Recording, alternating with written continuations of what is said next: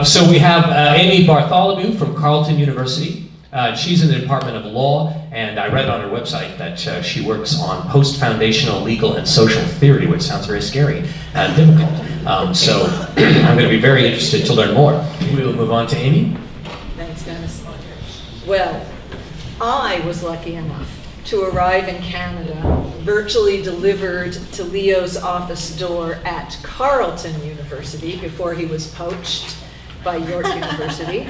And I arrived there in 1979, delivered essentially by my brother Mick, who had done his master's degree in political science here at York, and who, while I was working as a baby social worker in southeastern Ohio, which I like to think of as deepest, darkest Ohio, after college, my brother started feeding his frustrated sister new radical texts that he was discovering here.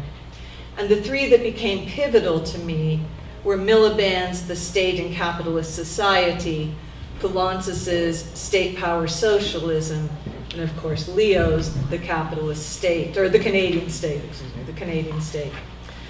On the strength of having been moved by, to me, this new and eye-opening literature, I began an MA at Carleton and was again lucky enough to be supervised by Leo. I think the best testament to what his supervision meant to me is that now, almost 40 years ago, and since, I've asked Leo to read nearly everything I've written, and he has virtually always done so, and often more than once. All I have to say is that he's lucky that I'm a very slow writer.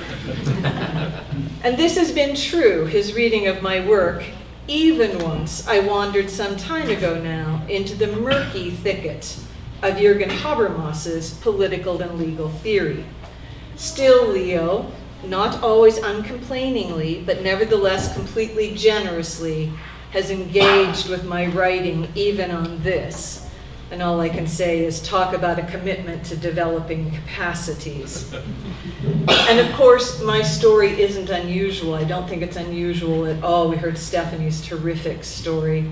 Leo has been extraordinarily generous to generations of graduate students and former graduate students over the years.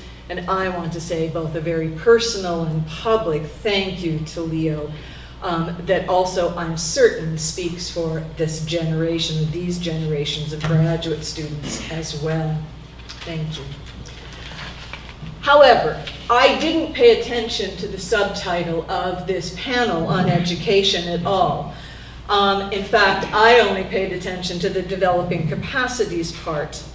And so I have some comments I would like to make about something quite different from what we've heard about so far. And as I was sitting here thinking about the difference between mine and the others, I suppose I wrote these comments up the way I did because once again, what I really want is feedback from Leo on what I've written. So let me say that what a pleasure it was as I was preparing for this to go back to reread Leo's Renewing Socialism, especially the final chapter on transcending pessimism and rekindling socialist imagination, which he wrote with Sam Gindin, and to read it alongside their Register article, 2016-17, Class, Party, and the Challenge of State Transformation. What a pleasure it is to read their appreciative appropriation of Rosa Luxemburg on rights and freedoms, and Ernest Bloch on hope and the role of developing human capacities as well as institutional ones, to transform the state and politics. Drawing on Bloch's The Principle of Hope to think how we might find the strength to overcome the debilitating pessimism of those who, quote, see no way of realizing a life beyond capitalism, unquote, and to redefine the worth of a life from the mere freedom to compete to a fully human life. This, Leo says in Renewing Socialism, is, and I quote again, the most important question anyone seriously interested in social change must confront. Of course, we know that Leo has long emphasized the importance of developing a revolutionary imagination which is itself, he insists, imbricated with developing agency or developing the capacities required to achieve emancipation. He argues that the socialist ideal that views capitalism as unjust and undemocratic, and I quote, views capitalism, as unjust and undemocratic, not because of this or that imperfection in relation to equality or freedom, but because at its core it involves the control by some of the use and development of the potential of others, and because the competition it fosters frustrates humanity's capacity for liberation through the social. So then I asked myself, as I reacquainted myself with this literature, so what are the capacities that are required, according to Leo, for humanity's capacity for liberation to be developed? And he talks about many of them, but I want to emphasize three, and you'll see why, I think, in a moment. He emphasizes, first of all, or I will emphasize, the political and democratic capacities in particular, the historically new capacities that socialism requires. Here he argues that what is required, and I quote, above all, is the collective capacity to govern democratically everyday life, the economy, civil society, and the state, and we've already heard a fair bit about some of this. But he also talks about a second capacity, and that is an alternative capacity or alternative capacities instead of co-optive ones. And thirdly, following Barbara Kingsolver in some ways, the strength to overcome pessimism, he argues, lies in the capacity to dream of other ways of being, and this is rooted in and grows right out of the conditions of life that are experienced. So rereading Leo's work on capacities and imagination really struck me now that I'm reading Hannah Arendt's a lot, especially Arendt's on life, spontaneity, and natality, that is the capacity of men to begin anew, or what she sometimes calls the faculty of action. Arendt says that, and I quote, the lifespan of man running toward death would inevitably carry everything human to ruin and destruction if it were not for the faculty of interrupting it and beginning something new, a faculty which is inherent in action, like an ever-present reminder that men, though they must die, are not born in order to die, but in order to begin again. This seems to me to be a theme that's shared between Leo and Hannah. But one difference is that the former is a better materialist than the latter. For Leo, imagination, dreams, and the capacity to begin again are rooted in material life, and that material life can either deny or kill the conditions necessary for action and kill socialist agency, or they can ignite it and prompt it to begin something new. So with that, I then wanted to turn a bit bravely, I have to say, to some very, very new research I have been doing on City Plaza Hotel, an anarchist refugee migrant squat in Athens, Greece, and ask some questions about capacity building the great Greek state and Syriza, questions we know that Leo is interested in.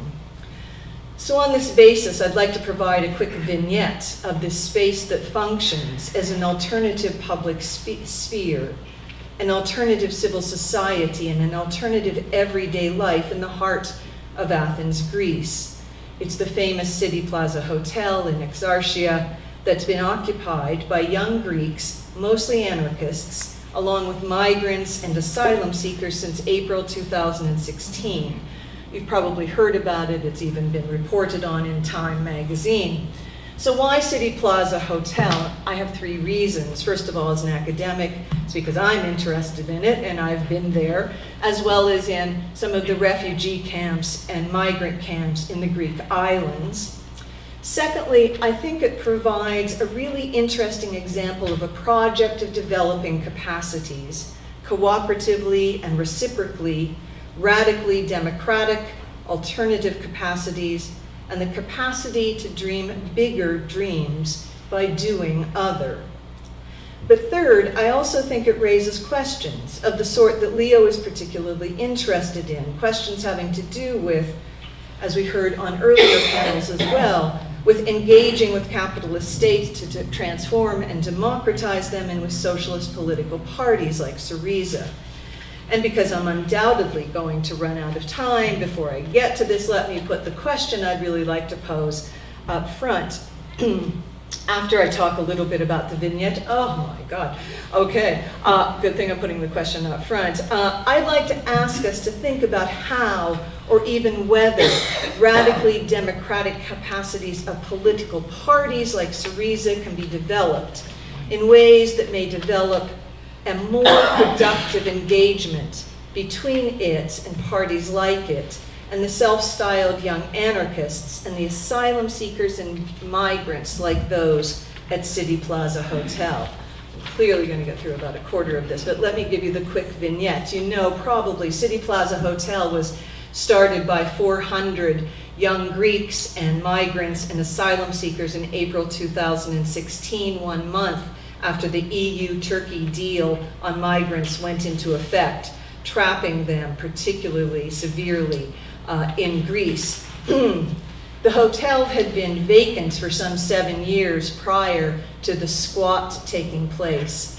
And since squatting it, the hotel has been run on the principles of self-organization and autonomy, anti-racism, radical democracy, equality, freedom, and inclusiveness. It's organized on the principle of unity, and its slogan is, and I quote, "We live together, we work together, we struggle together." Daily activities are organized by all residents and undertaken by all of them. It functions on the basis of weekly general assemblies, and it also refuses at least overt financial support by the Greek state and the enormous NGO industry that's running in and around Greece in relation to the so-called refugee crisis. The contrast between it and not just the military-run refugee camps in the islands, the hot spots, but also the NGO-run camps is stark, as I suspect you can imagine and you probably know. And I'm going to skip over this part because I do imagine you know what the camps themselves are like. In the camps are spaces of debilitating pessimism.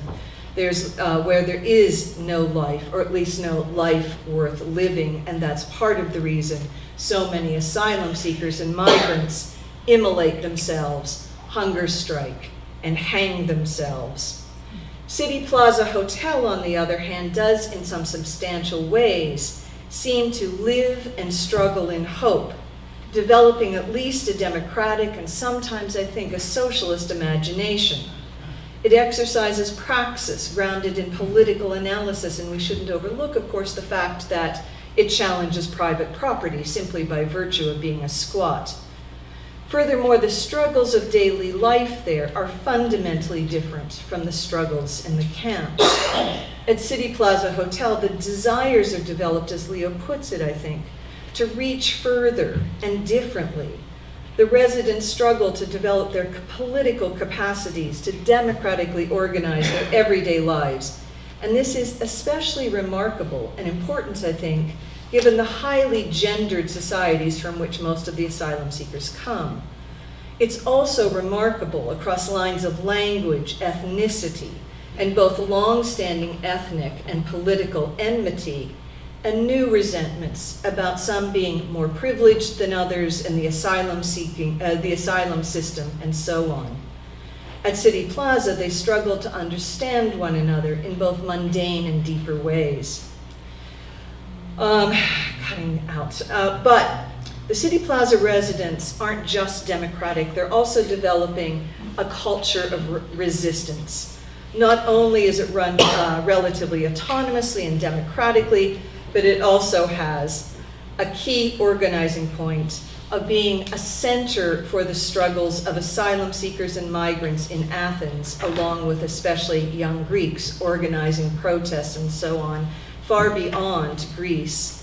But also, in doing so, it radically calls into question who the we is, whose democracy, whose socialism we are imagining and trying to develop, formulating challenges to borders and migration policies that presuppose nation states premised on the relatively free movement of capital but not human beings, and challenging the implications of transnational and national borders. They demand free movement, and they very radically assert the worth of life far beyond the freedom to compete.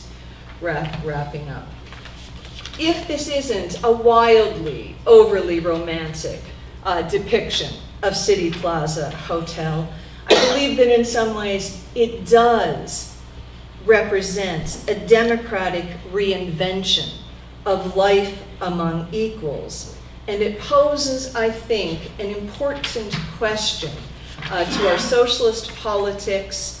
On the one hand, our discussions about democratizing the state on the other, and then on the third hand, questions about political parties like Syriza, because to come to the very final point, when I was there in 2016, and from what I've read since then, of course, the position is, on the one hand, essentially a rejection of the state, but also, and not so much, of course, also, when I'd asked them about Syriza, there was hands were just thrown up in the air. Like, why? Why would we ever even want to entertain this question? I think there are material reasons for this, as well as the fact that there are a lot of young anarchists and so on. I think there are material reasons for having to do with the way in which the Greek state has managed the crisis, the refugee and migration crisis, as much as the economic crisis, and of course, they're both intertwined. Great.